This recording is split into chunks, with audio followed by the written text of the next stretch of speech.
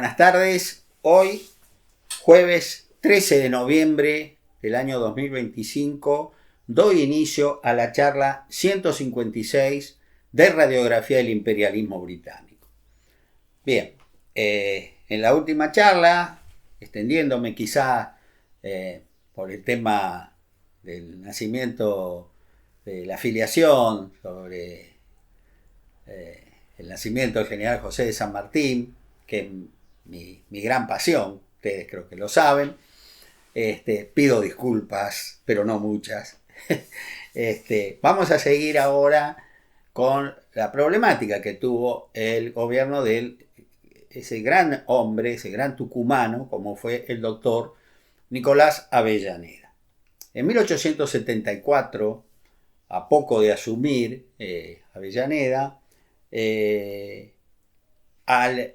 en diciembre de ese año, al volver de Chile, ese gran patriota que sin duda fue el doctor Félix Frías, perdónenme, me quedé chispoteado, como diría el Chavo, Félix Frías, denunció públicamente que las autoridades chilenas seguían denunciando, otorgando concesiones territoriales en la zona de patagónica, contraviniendo lo establecido en el protocolo firmado en agosto de ese año, por lo que ambas partes se obligaron a no realizar ningún acto posesorio en tierras que estaban en litigio, ¿no es cierto?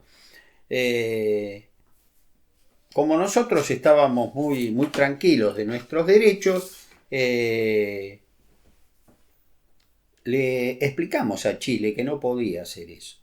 Y así se les va a recordar, por ejemplo, la Real Cédula del 28 de abril de 1708, se le va a recordar al gobierno chileno, por la que se le había ordenado al gobernador de Buenos Aires, Jerónimo de Gaete, que enviara jesuitas y soldados de su escolta a reconocer toda la costa del Cabo San Antonio hasta la misma boca del Estrecho de Magallanes, y todos los puertos, ensenadas y caletas que haya en toda ella.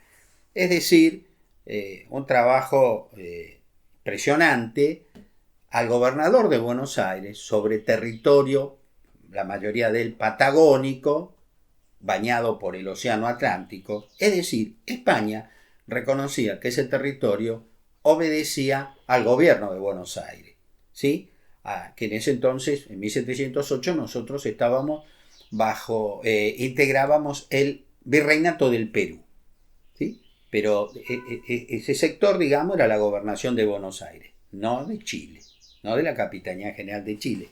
Recuerdo que tanto nosotros como la Capitanía General de Chile formábamos parte del Imperio Español. O sea que no era que Chile era de otra potencia, era español como nosotros, ¿sí? Pero ese dato el gobierno argentino se lo recordó al gobierno chileno en 1874. Real Orden del 29 de diciembre de 1766, otro documento que se les copió, que se les envió.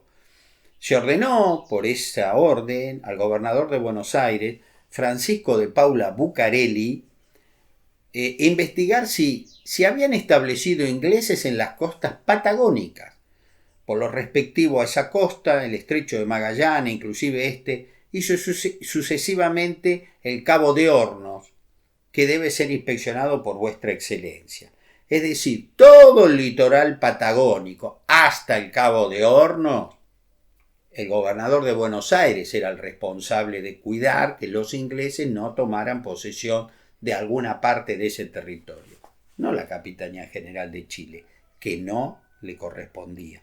Repito, no le correspondía porque Chile terminaba en el río Biobío, a la altura de Neuquén.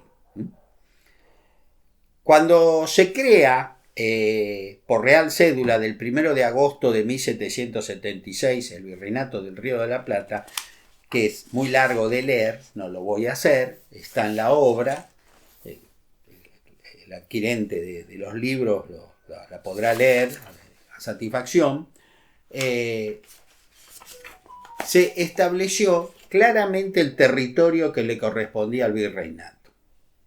Y ahí se establece nuevamente la Capitanía General de Chile, termina en el río Biobío. Real Orden del 28 de julio de 1778. El rey Carlos III de España le envió al virrey del Río de la Plata, Juan José de Bertis, una orden para controlar la caza de ballenas en las costas patagónicas. Dice así esta orden. Carlos III, por la gracia de Dios, rey de Castilla, de León, de Aragón, etc., con el importante fin de hacer la pesca de ballena en la costa de la América Meridional, impedir que otras naciones consigan este beneficio y asimismo que quede resguardada de cualquier tentativa que en lo sucesivo pueda intentarse contra el dominio que me pertenece en aquellos países, he tenido por conveniente se establezcan en varios parajes de aquella costa del Virreinato de Buenos Aires, la Patagonia, las poblaciones y el formal establecimiento que a estos objetos corresponde. Uno de estos tengo destinado que verifique precisamente en la bahía sin fondo, y otro habría de ser en la bahía San Julián, u otro paraje de los situados más al sur, con su mayor inmediación al estrecho de Magallanes. Repito una vez más, todos esos territorios patagónicos, inclusive el estrecho de Magallanes, eran la responsabilidad, estaban dentro de la jurisdicción del gobernador de Buenos Aires, ¿sí?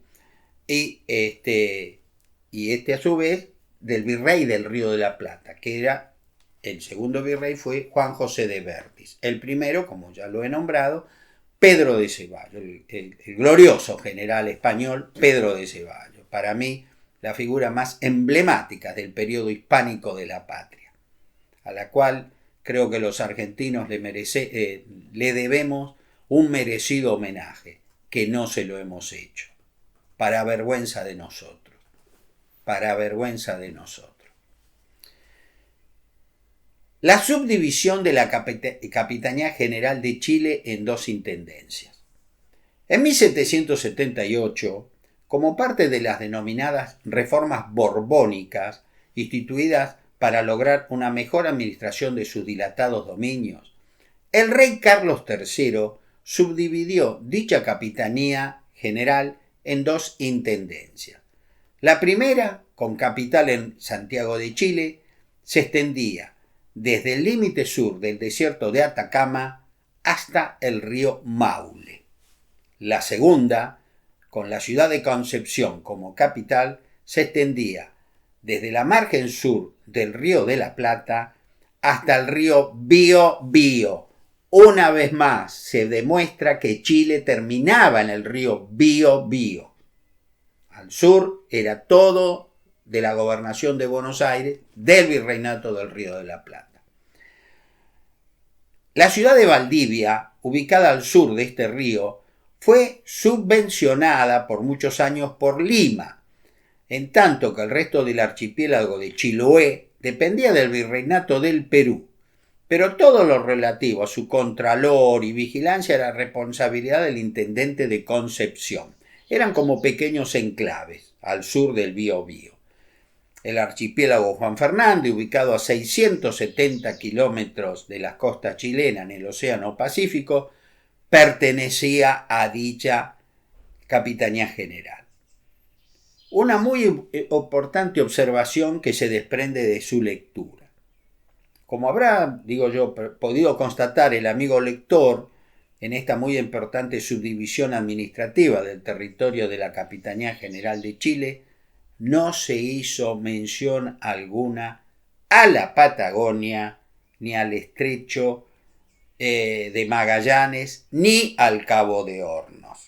¿Por qué? Porque esos eran territorios del virreinato del Río de la Plata, gobernación de Buenos Aires. Una vez más, el mismo rey, que era el amo de ambos territorios, la Capitanía General de Chile, el Virreinato del Río de la Plata, decía, daba los límites de esos dominios que pertenecían a su real corona. Documentos emanados de capitanes generales de Chile que respaldan nuestros derechos. En una excelente obra relacionada con problemas fronterizos, a la que me he referido con anterioridad, se expresó con meridiana claridad lo siguiente. No existe documento de funcionario español importante que cite en su comunicación a esas regiones como tierras de jurisdicción chilena. Por el contrario, existen constancias que reconocían dicha dependencia del gobierno de Buenos Aires, como lo prueban diversos documentos, entre los cuales podemos citar. El 28 de febrero de 1770, el gobernador de Chile envió una nota respuesta al de Buenos Aires, dándose por enterado de las providencias adoptadas por este último, de averiguar si ha habido algún otro establecimiento extranjero en la costa de Tierra del Fuego, Patagonia y Estrecho de Magallanes, con resolución de desalojo. El 3 de diciembre de 1781, el gobernador de Chile, don Ambrosio Benavides, le dirige al virrey de Buenos Aires, don Juan José de Bertis, la siguiente nota. Muy señor mío, doy a vuestra excelencia las novedades por las que el próximo pasado, ¿no? Y documento incluso, discúlpeme, pero escribían así, hasta yo me confundo, ¿no? Le dice, relativo a las noticias que he podido adquirir sobre establecimiento de naciones extranjeras en la Patagonia, jurisdicción de ese virreinato.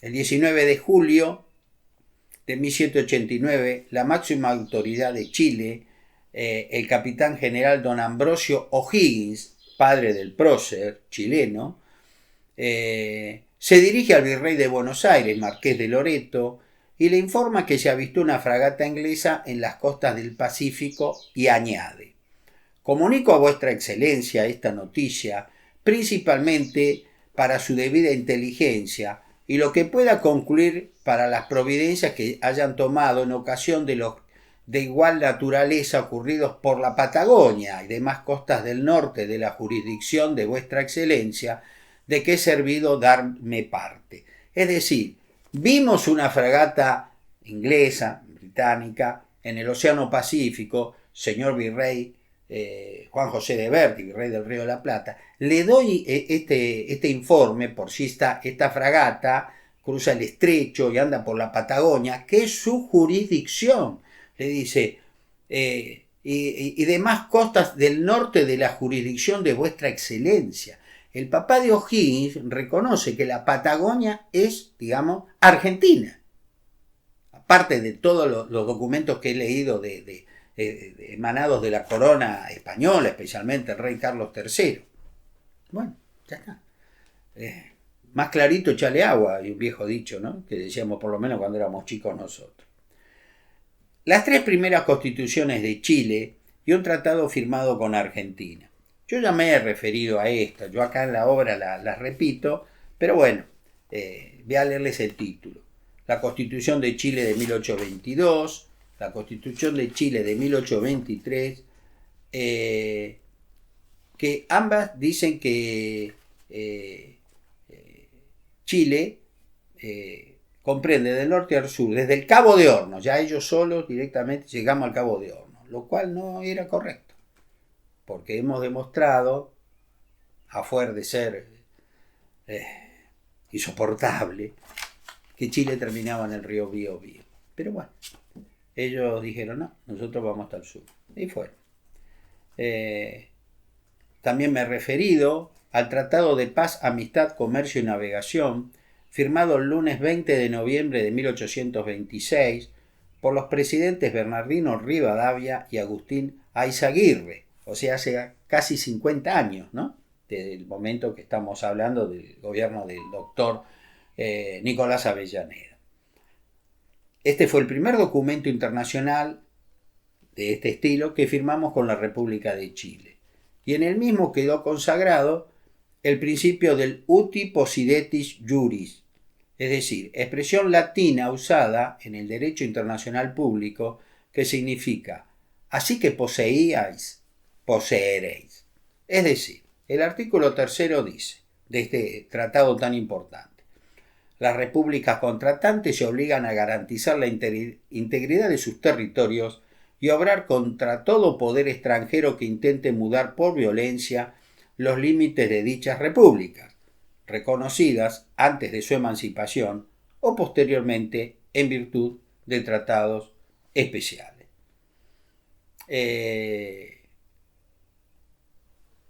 Vuelvo a repetir, es la consagración del principio utis possidetis juris. Pero todavía estaba fresca la firma de ese tratado y Chile ya empezó a hacer otra cosa. El 13 de enero de 1827, el Congreso General Constituyente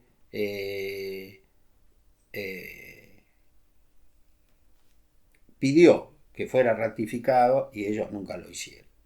Es más, en una demostración cabal de que había decidido Chile borrar con el codo lo escrito por la mano, el martes 10 de enero de 1832, el general Manuel Bulnes, al mando de 2.000 soldados del ejército chileno, penetró en nuestro territorio, o sea, cruzó los Andes, del oeste hacia el este, ¿no?, en las inmediaciones del lago Epulavquén, frente a la actual ciudad de Junín de los Andes, ¿no?, en Neuquén, en persecución de las hordas del sanguinario Pincheira, el mestizo Pincheira, ignorando lo que expresaba la Constitución y el tratado al que he hecho referencia. Recuerdo el vergonzoso silencio que Chile mantuvo al perpetrarse el despojo británico sobre nuestras Islas Malvinas el jueves 3 de enero de 1833. Si uno quiere justificar la expedición de Bulnes con 2.000 hombres, bueno, las hordas de Pincheira, las hordas araucanas de Pincheira, ya estaban atacando indistintamente el territorio chileno y como venían haciendo de tiempos inmemoriales, territorio argentino. Así que bueno, supongamos que en la persecución siguieron de largo, pero ese era territorio argentino. Por eso Pincheira, que no era ningún tonto, estaba sentado en Neuquén, como diciendo, acá no van a venir. Bueno, ese día lo sorprendieron y fueron. La Constitución de Chile de 1833 vuelve a repetir lo que ya les he dicho, no quiero ser redundante, que Chile terminaba en el sur, en el Cabo de Horno. Lo cual, vuelvo a repetir, no era lo correcto desde la época de la dominación española y luego de nuestra independencia y la independencia chilena que se la dio el general José de San Martín. En 1826 ellos reconocen el principio utis possidetis juris en los papeles, pero luego hicieron todo lo contrario. Ahora nos volvemos a 1874. Argentina ejerce acto soberano en nuestra Patagonia. Ante la violación del protocolo de 1874 por parte de Chile, denunciado por nuestro ex embajador en Santiago, el gran patriota, repito una vez más, porque lo admiro muchísimo, Félix Frías, el presidente Avellaneda otorgó concesiones de tierra al sur del río Santa Cruz, en la actual provincia de Santa Cruz, generando una protesta de la Cancillería chilena que, devolviéndonos la gentileza, acusó a nuestro gobierno de vulnerar el mencionado protocolo. El canciller argentino Pedro Pardo respondió que las violaciones las había perpetrado Chile, mientras que nuestro país se había limitado a disponer de su propio territorio. Se le respondió de esta manera: ha habido violación, puesto que Chile, que estaba en 1872 en Punta Arenas, ha avanzado hasta la boca oriental del estrecho, despreciando a la vez sus promesas y nuestras propuestas. Ha habido violación de aquel pacto, el protocolo de 1874, puesto que se ha apoyado en buques de guerra la expedición del señor Persuit a la Tierra del Fuego, en la que las autoridades chilenas no habían puesto el pie antes de 1874 y en donde se han hecho grandes concesiones de tierras. ¿Qué tal? Muy buena respuesta. Viendo el perfil más conflictivo que tomaba la cuestión y percatándose que curiosamente lo mismo acontecía con el Imperio del Brasil por la soberanía de las misiones orientales, esas que yo le mostré la semana pasada, este litigio por la provincia, la actual provincia de Misiones, que la parte amarilla es lo que nos quedó, pero nosotros tendríamos que haber llegado hasta acá. Y lo perdimos, ya lo expliqué brevemente, lo voy a explicar convenientemente en su momento, porque nuestra Cancillería, los tratados, los mapas, desaparecían. Vaya uno a saber qué fue de esos papeles, ¿no?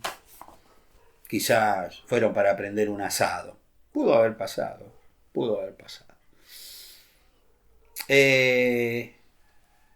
O sea, Chile nos presiona, Brasil nos presiona. Qué cosa extraña, ¿no? Era como un juego. Y ese juego existió. Por muchos años va a existir.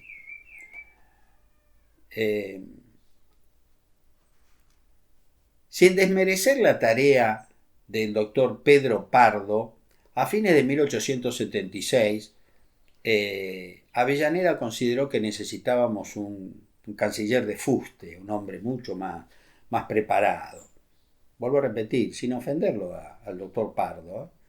IFAC sí que va a nombrar a uno de los más brillantes cancilleres que tuvimos. Nada más ni nada menos que al doctor Bernardo de Irigoyen. Este gran argentino, a quien yo considero que lamentablemente no se le ha brindado el reconocimiento que se merece.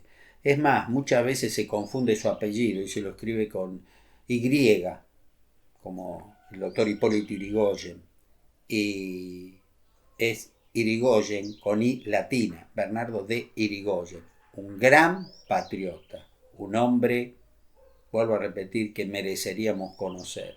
Yo la obra he tratado de hacerlo. Ojalá alguien recoja el guante y algún día escriba un libro sobre la vida de Bernardo de Irigoyen. Sinceramente, sería un gran servicio a la patria.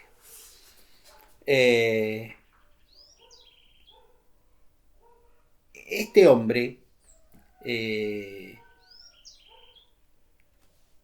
cuando asume sus funciones, efectuó una recopilación de todo el material histórico, geográfico, cartográfico y diplomático existente en el Ministerio de Relaciones Exteriores, y lo que encontró le disgustó sobremanera, y así se lo hizo saber por nota al presidente Avellaneda. Escribió el doctor Bernardo Irigoyen: hoy tenemos las dificultades con Chile sobre la Patagonia y no poseemos un informe científico, un viaje, ni un reconocimiento a que podamos dar pleno crédito.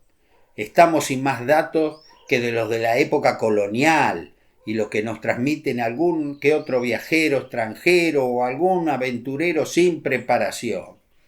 ¿Cómo ha podido gobernarse tantos años así? No lo entiendo, señor presidente, pero creo que la administración de usted no puede seguir ese camino y que los estudios y la ocupación real y efectiva del territorio nacional deben emprenderse resueltamente, cueste lo que cueste, porque el único medio de asegurar la integridad nacional de nuestro territorio es ese. La soberanía debe ejercitarse real y efectivamente. Bernardo de Irigoyen, para aplaudirlo de pie. En tanto, el secretario de la Embajada chilena en nuestro país, Máximo Lira, informó, por medio de una nota muy poco diplomática a nuestro canciller, que su país estaba respaldado por el derecho y se encontraba en pacífica posesión de las tierras ubicadas al sur del río Santa Cruz. La respuesta de Bernardo de Irigoyen, si bien sumamente medida, fue muy incisiva. Yo no entiendo violencia en rectificar mis opiniones cuando están distantes de la verdad. Si estoy, pues, equivocado, si su excelencia puede citar un decreto de su gobierno anterior al año 1872, un acto administrativo, una disposición jurisdiccional sobre el río Santa Cruz, sobre un punto de las costas del Atlántico o sobre el territorio de la Patagonia, yo le ofrezco tomar inmediatamente esa cita en consideración. Como diciendo, si usted tiene algún documento, por favor, envíenme una copia, porque eso no existe. Muy bien, muy bien. Lira no pudo o no supo qué contestarle, y así dio por terminada la discusión, o pseudo discusión. Como Chile no tenía un embajador extraordinario y plenipotenciario en Buenos Aires, el presidente Nicolás Avellaneda le pareció más apropiada tratar la cuestión con su colega Aníbal Pinto, lo que descomprimió por un breve tiempo la grave situación bilateral. Porque la cosa se había puesto tensa, porque Chile había ocupado territorio al sur de la margen sur del río Santa Cruz, en su desembocadura sobre el Océano Atlántico. A todo esto, mis amigos, ustedes imagínense lo contentos que estaban los británicos, porque ellos seguían apostando que Chile iba a ocupar la Patagonia, y si Chile ocupaba la Patagonia, las Islas Malvinas, la Falkland, como ellos le dicen, ya está, son nuestras para siempre, y algún día le daremos la independencia a un país títere que va a seguir formando parte del imperio, ¿no? Esa es la verdad. El apresamiento de la nave Jean Amélie. Este estado de cosas, este statu quo, duró muy poco. En abril de 1876, esa nave de bandera francesa, la Jean Amélie, que se encontraba en la desembocadura del río Santa Cruz, cargando guano, o sea, el estiércol de las aves, que era muy cotizado, un cotizado fertilizante en esos tiempos, que se utilizaba en los jardines europeos para que las plantas tuvieran más vigor, estaban haciendo esa tarea autorizados por nuestro gobierno.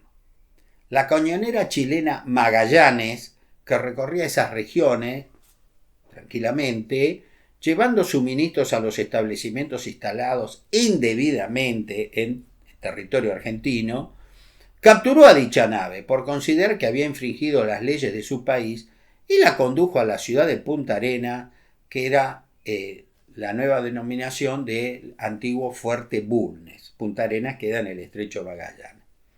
Al tomar conocimiento de ese atropello, nuestro gobierno elevó una nota de protesta a Chile y ordenó al comandante Luis Piedrabuena, un extraordinario patriota,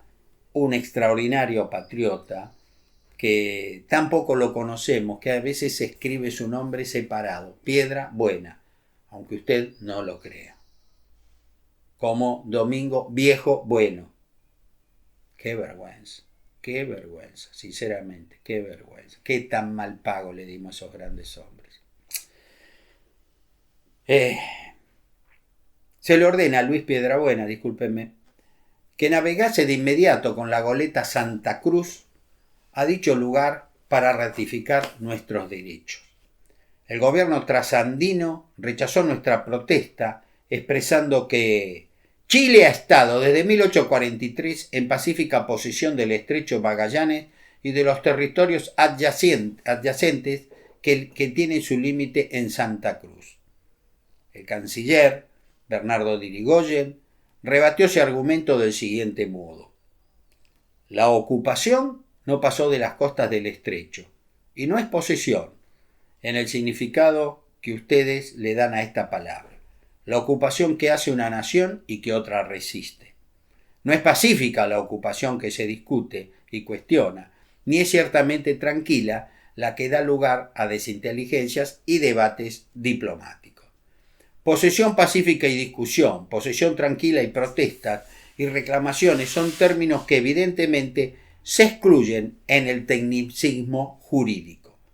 Así, espero que mediando vuestra excelencia en los antecedentes relacionados, admitirá que el gobierno argentino no solo puede dudar de los títulos de Chile a los territorios disputados, sino que puede y debe negar concluyentemente que la ocupación del estrecho en 1843 hayan podido derivar para el gobierno de vuestra excelencia, que vuestra excelencia representa, derechos sobre los lugares mismos ocupados o sobre todo hasta el río Santa Cruz a través de centenares de leguas.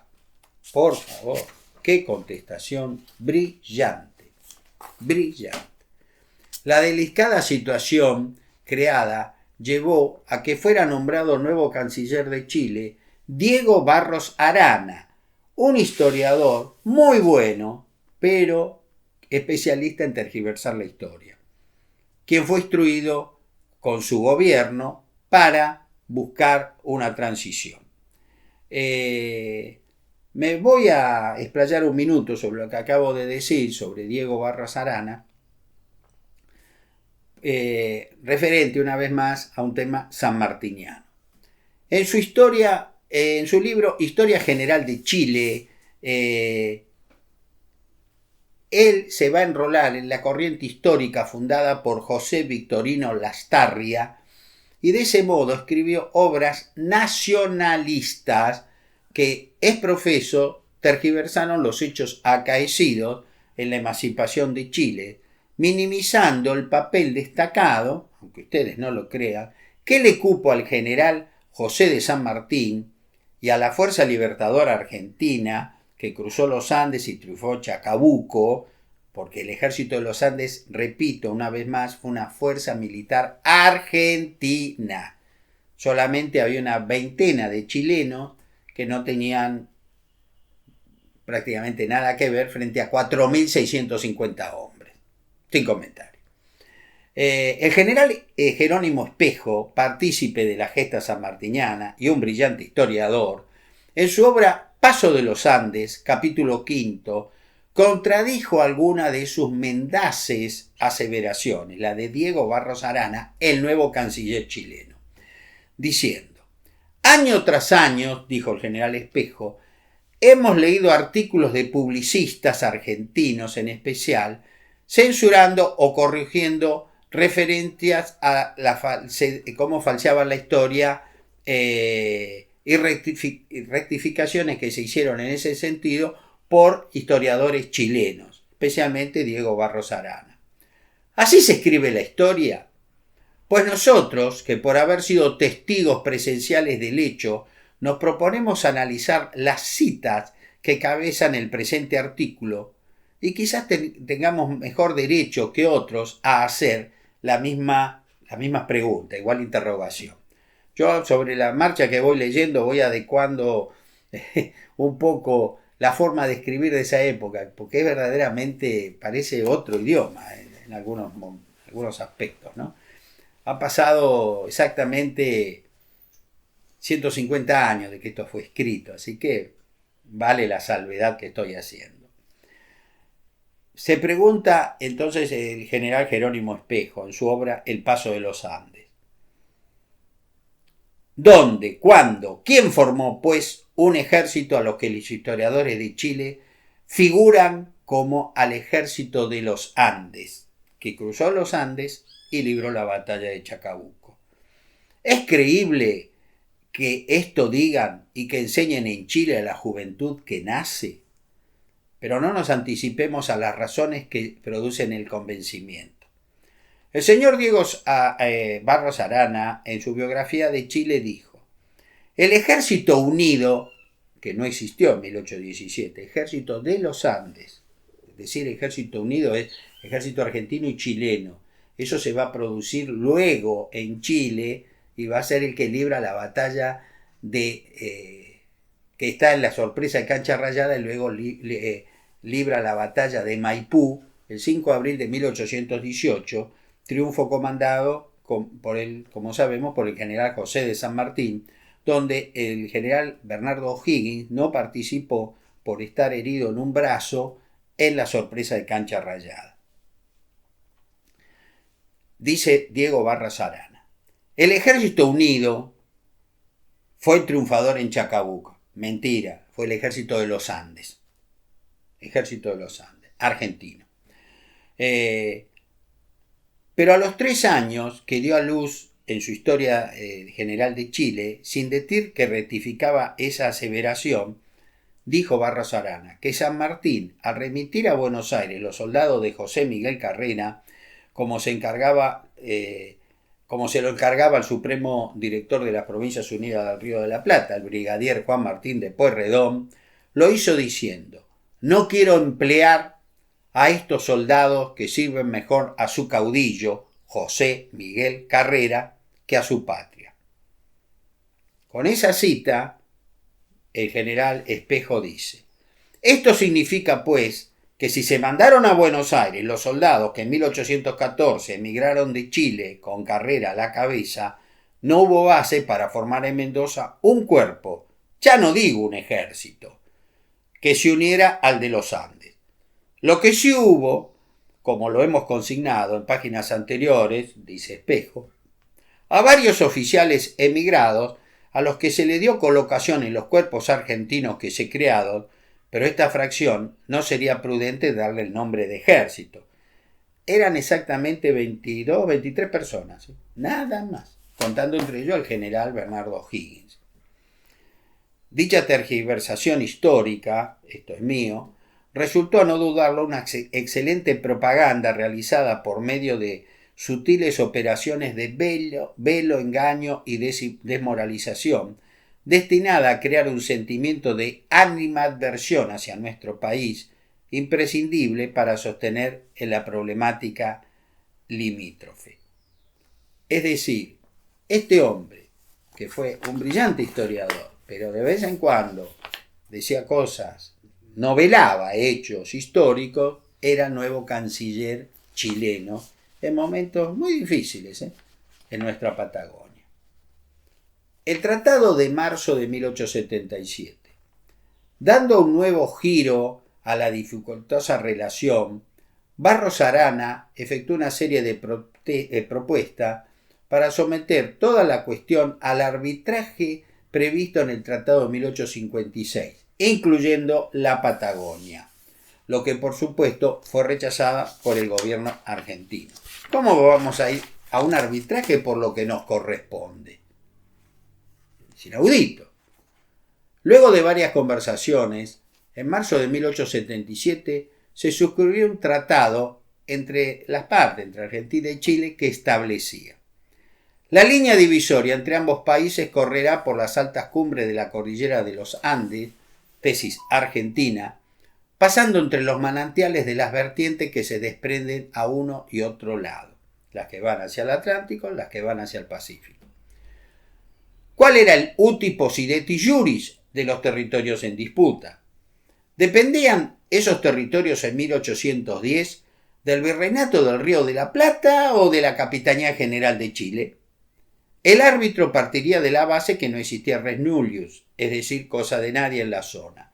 El gobierno argentino ejercía vigilancia entre el estrecho de Magallanes y el río Santa Cruz, mientras que Chile haría lo propio en el estrecho e islas adyacentes. Como el mismo no era conveniente para sus ideas expansionistas, el Congreso chileno no lo ratificó. Tratado Barros Arana Elizalde. Fue firmado el viernes 18 de enero de 1878, al regreso de Diego Barros Arana de un viaje al Imperio de Brasil. Qué curioso, ¿no? Fue a Brasil. Teníamos problema con Chile, teníamos problema con Brasil por las misiones orientales. Qué curioso ese viaje de Diego Barros Arana a Brasil. A mí me llama la atención al menos. Él era muy parecido al anterior. El límite internacional eran las altas cumbres que dividían aguas, tesis argentina. Se nombraba árbitro al rey de Bélgica, quedaba a cargo de la vigilancia argentina a las costas patagónicas atlánticas de la Patagonia y Tierra del Fuego, mientras que Chile haría lo propio en el estrecho de Magallanes e islas adyacentes. Chile se comprometía a elevar las explicaciones pertinentes por el apresamiento de la nave Jean Amélie. Al no aprobar este nuevo tratado, el Congreso chileno, nuestro canciller presentó su renuncia al cargo, siendo reemplazado por el doctor Manuel Montes de Oca.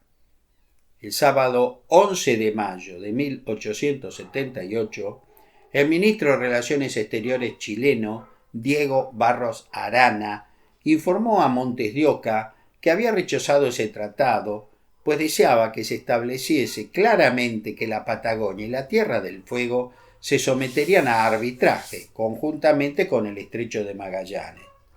Argentina rechazó la propuesta y, para demostrar el malestar exigente, retiró su embajador en Chile. La cosa se estaba poniendo brava, se estaba poniendo difícil. Chile no esperaba una reacción semejante, porque hasta ahora venían ganando de una u otra manera. Nuestra torpeza, transformada quizá en debilidad, les decía que demos 2 pasos adelante, a lo sumo retrocedemos 1, pero ganamos 1. Avellaneda les dijo: no, señores, no va a haber ningún arbitraje sobre la Patagonia. El único arbitraje que puede llegar a haber sería sobre el Estrecho de Magallanes, que es nuestro. Pero no más. La Patagonia, olvídense, nunca fue de Chile y nosotros no la vamos a poner en arbitraje. No dudamos de nuestros derechos. Punto. De acá no nos movemos. Y quizás llamándole la atención esa amistad entre Chile y Brasil, Argentina quedaba como el jamón del medio, digamos, ¿no? Estaba en la mitad. Nosotros vamos a comenzar lo que ya inició Sarmiento, armándonos, tanto para el ejército como para nuestra incipiente marina de guerra, porque prácticamente antes de Sarmiento no la teníamos, como se demostró en la guerra del Paraguay. Mis queridos amigos, esto se va poniendo lindo. En las próximas charlas ustedes me van a dar la razón. Espero que esta charla haya sido de su agrado. Y si Dios quiere, Dios mediante, nos encontraremos el próximo martes para comenzar a transitar la charla 157 de Radiografía del Imperialismo Británico. Como siempre, les agradezco su atención, sus comentarios y también sus críticas. Yo las valoro muchísimo. Y cuando he tenido que bajarme del caballo por un error cometido, lo he hecho, he puesto pie en tierra y he reconocido. Como siempre digo, el caso de que yo dije que Alberdi le hace llegar a Montevideo las bases y puntos de partida al general Justo José de Urquiza, y eso no fue cierto. Eso ocurrió luego de Caseros. Y esa metida de pata mía me fue corregida por un querido colega que fue alumno mío en la Facultad de Derecho, a quien yo quiero mucho, pero mucho, Hernán. Muchísimas gracias por su atención. Nos vemos la próxima semana. Buenas tardes.